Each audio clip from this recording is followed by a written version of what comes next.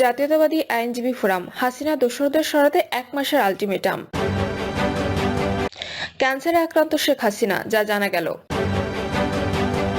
এবং সর্বশেষ জানাবো বিএনপি নেতাদের বিরুদ্ধে চাঁদাবাজির অভিযোগ, চুনোপুটির শাস্তি, রাঘব বোয়াল অধরা। শুনছিলেন সংবাদ শিরোনাম, এবারে বিস্তারিত। জাতীয়তাবাদী আইনজীবী ফোরাম হাসিনা দোসরদের সরাতে 1 মাসের আলটিমেটাম।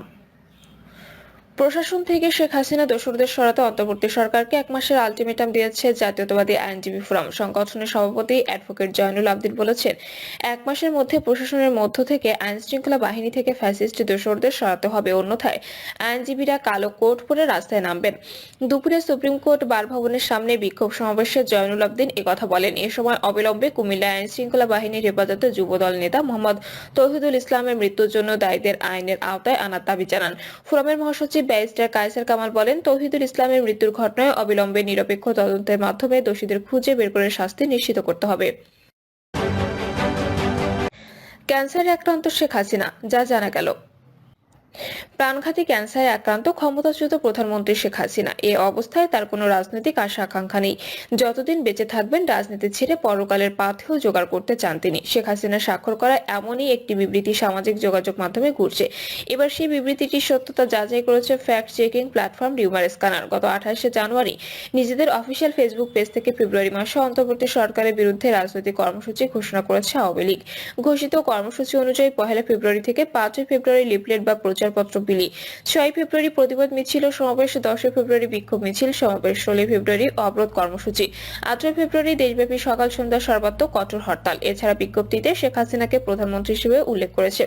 তবে বিজ্ঞপ্তিটি দলটির সংশ্লিষ্ট কোনো নেতাকর্মীর পক্ষ থেকে তা উল্লেখ ছিল না। এরই প্রেক্ষিতে সম্প্রতি শেখ হাসিনার বিবৃতি দাবিতে ফেব্রুয়ারিতে হরতাল ও আন্দোলনের গুজব বিষয়ক জরুরি বিজ্ঞপ্তি শীর্ষক শিরোনামে একটি বিবৃতি ছবি সামাজিক মাধ্যমে প্রচার হতে রেখেছে রিউমার স্ক্যানার। বিবৃতিতে বলা হয়, প্রিয় দেশবাসী, আপনারা নিশ্চয়ই অবগত আছেন যে আমি শারীরিকভাবে অত্যন্ত অসুস্থ। প্রাণঘাতী ক্যান্সার আমাকে তিলে তিলে মৃত্যুর দিকে ঠেলে দিচ্ছে। এমতো অবস্থায় আমার কোনো প্রকার ক্ষমতা বা রাজনৈতিক আশা আকাঙ্ক্ষা নেই। আমি আজ স্পষ্ট জানাচ্ছি যে বাংলাদেশ আওয়ামী লীগের ফেসবুক পেজ হ্যাক করে বিএনপি জামায়াতের লোকেরা বিভিন্ন উস্কানিমূলক প্রোপাগান্ডা ছড়িয়ে আওয়ামী লীগের শান্তিপ্রিয় নেতাকর্মীদেরকে হরতাল, অবরোধ সহ জ্বালাও পোড়াও কর্মসূচির দিকে চালিত করছে, যা অত্যন্ত নিন্দনীয়, ঘৃণার্হ কাজ। আমি বারবার বলেছি, আমি এখন শান্তি চাই, পরকালের পাথেও জোগাড় করতে চাই। আমি দ্ব্যর্থহীন ভাষায় বলতে চাই, আমি এখনো বাংলাদেশ আওয়ামী লীগের সভানেত্রী এবং আমি এসব সন্ত্রাস ও জ্বালাও পোড়াও কর্মসূচির সাথে আমার বা আমার দলের দূরতম সম্পর্ক নাই। এমতো অবস্থায় দেশবাসীর প্রতি আহ্বান জানাই, এ সকল দুর্বৃত্ত আগুন সন্ত্রাসীদের বিরুদ্ধে গণ ও প্রতিরোধ গড়ে তুলুন এবং তাদের আইন শৃঙ্খলা রক্ষাকারী বাহিনীর হাতে তুলে দিন।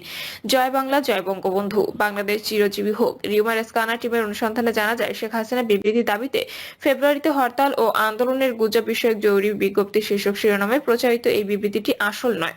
প্রকৃতপক্ষে শেখ হাসিনা এমন কোনো বিবৃতি দেননি। অনুসন্ধানের শুরুতে আওয়ামী লীগের অফিসিয়াল ফেসবুক পেজ পর্যবেক্ষণ করে শেখ হাসিনার বিবৃতি দাবিতে আলোচিত বিবৃতি সংক্রান্ত কোনো তথ্য খুঁজে পাওয়া যায়নি।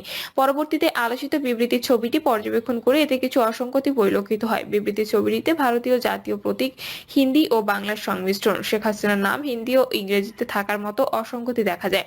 শেখ হাসিনা কোনো বিবৃতি দিলে স্বাভাবিকভাবে তাতে এসব তথ্য থাকার কথা নাই। এছাড়া বিবৃতিটিতে বাংলাদেশ আওয়ামী লীগের ফেসবুক পেজ হ্যাক হয়েছে দাবি করা হলেও এমন কোনো তথ্য গণমাধ্যম বা আওয়ামী লীগের নির্ভরযোগ্য সূত্রে কোনো তথ্য খুঁজে পাওয়া যায়নি। গণমাধ্যম বা নির্ভরযোগ্য সূত্রে আলোচিত বিবৃতি বিষয়ে কোনো তথ্য খুঁজে পাওয়া যায়নি। সুতরাং শেখ হাসিনার বিবৃতি দাবিতে ফেব্রুয়ারিতে হরতাল ও আন্দোলনের গুজব বিষয়ক জরুরি বিজ্ঞপ্তি শীর্ষক শিরোনামে প্রচারিত এই বিবৃতি ভুয়া ও বানোয়াট। বিএনপি নেতাদের বিরুদ্ধে চাঁদাবাজির অভিযোগ, চুনোপুটির শাস্তি, রাঘব বোয়াল অধরা।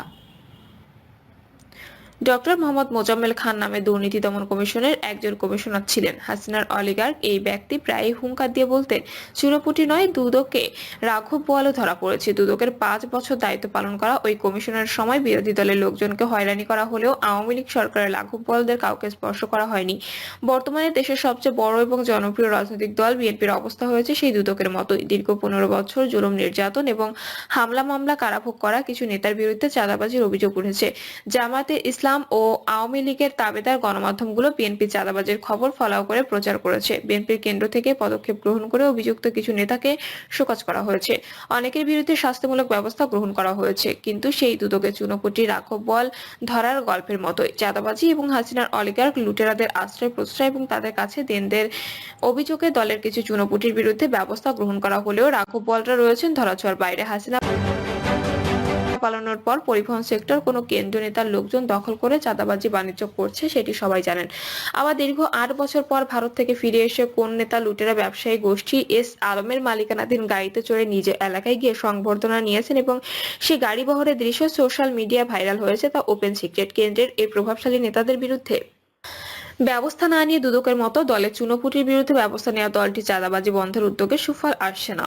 ফলে চাঁদাবাজি কার্যক্রম চলছেই আর নির্বাচনের আগেই বিতর্কিত হয়ে পড়েছে বিএনপি। এর আগে হাসিনা পালানোর পর চট্টগ্রামের শীর্ষ বিএনপি নেতাদের তদারকিতে হাসিনার অলিগার্ক বিতর্কিত ব্যবসায়ী এস আলম গ্রুপের মালিকানাধীন 14টি বিলাসবহুল গাড়ি একটি ওয়ারহাউস থেকে একে একে অজ্ঞাত স্থানে সরিয়ে নেওয়ার ঘটনায় জড়িত চট্টগ্রাম দক্ষিণ জেলা বিএনপির 3 নেতাকে কারণ দর্শানোর নোটিশ দিয়েছিল দলটি। নোটিশ পাওয়া বিএনপি নেতারা হলেন চট্টগ্রাম দক্ষিণ জেলা বিএনপির আহ্বায়ক আবু সুফিয়ান, যুগ্ম আহ্বায়ক এনামুল হক এনাম এবং কর্ণফুলী থানা বিএনপির আহ্বায়ক এস মামুন মিয়া। পরে তাদের দলে ফিরিয়ে নিয়ে ভারত ফেরত স্থায়ী কমিটির সদস্য এস আলমের কাছে সুবিধা নিলেও ওই নেতার বিরুদ্ধে কোনো ব্যবস্থা গ্রহণ করা হয়নি। ওই নেতা এখন বিএনপির অন্যতম নীতি নির্ধারক হয়ে উঠেছেন। বিশেষজ্ঞরা বলছেন বিএনপি যদি চাঁদাবাজি এবং হাসিনার অলিগার্কদের কাছ থেকে আর্থিক সুবিধা নেওয়া কেন্দ্রীয় নেতা এবং স্থানীয় কমিটির সদস্যদের বিরুদ্ধে শাস্তিমূলক ব্যবস্থা গ্রহণ করত তাহলে সে বার্তা তৃণমূল পর্যায়ে যেত।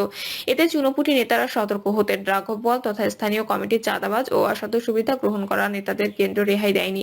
অতএব তৃণমূল নেতারা সতর্ক হতেন। কয়েকদিন আগে দলের স্থায়ী কমিটির সদস্য মেজর হাফিজউদ্দিন আহমেদ কেন্দ্রের দুর্নীতিবাজ ও চাঁদাবাজ রাঘব বলের বিরুদ্ধে ব্যবস্থা গ্রহণ এবং দল থেকে বের করে দেওয়ার পরামর্শ দিয়েছিলেন। তিনি বলেছেন, একজন বিতর্কিত রাঘব বলকে বের করে দিলে দলের ক্ষতি হবে না, কিন্তু সেটি দেখা হয়নি। ফলে বিএনপির ইতি প্রসঙ্গত করে সুবিধাবাদী রাজনৈতিক দল জামায়াত নেতারা বলছেন এক চাঁদাবাজকে ক্ষমতাচ্যুত করেছে আরেক চাঁদাবাজের ক্ষমতায় আনার জন্য নয়। বিএনপি চাঁদাবাজি ও হাসিনার অলিগার্ক লুটেরাদের কাছ থেকে অসৎ সুবিধা নেওয়া কেন্দ্রীয় নেতাদের বিরুদ্ধে ব্যবস্থা গ্রহণ না করায় মাঠ পর্যায়ে নেতারা চাঁদাবাজি ও নিজেদের মধ্যে সংঘাত সংঘর্ষে জড়াচ্ছেন। গত 1 ফেব্রুয়ারি কুমিল্লার নাঙ্গলকোটে বিএনপি 2 গ্রুপের মধ্যে সংঘর্ষে স্বেচ্ছাসেবক দলনেতা নিহত হয়েছেন। উপজেলার বাংগড্ডা বাজারে দলের 2 গ্রুপের মধ্যে সংঘর্ষে হেসাখাল ইউনিয়নের স্বেচ্ছাসেবক দলের সভাপতি মোহাম্মদ সেলিম ভুঁইয়া নিহত হন। স্থানীয় সূত্র জানায় বিএনপির উপজেলা সভাপতি মোবাশ্বর আলম ভুঁইয়া নেতৃত্বে একটি সমাবেশ হওয়ার কথা ছিল। একই সময় সাবেক সংসদ সদস্য আব্দুল গফুর ভুঁইয়ার সমর্থকরা একটি গাড়ি বহর নিয়ে বাগড্ডা বাজার অতিক্রম করেছিলেন।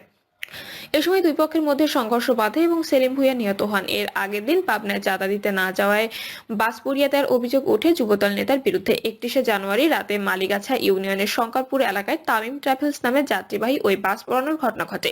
1 জানুয়ারি ভুক্তভোগী বাস চালক এনামুল হক পাবনা সদর থানায়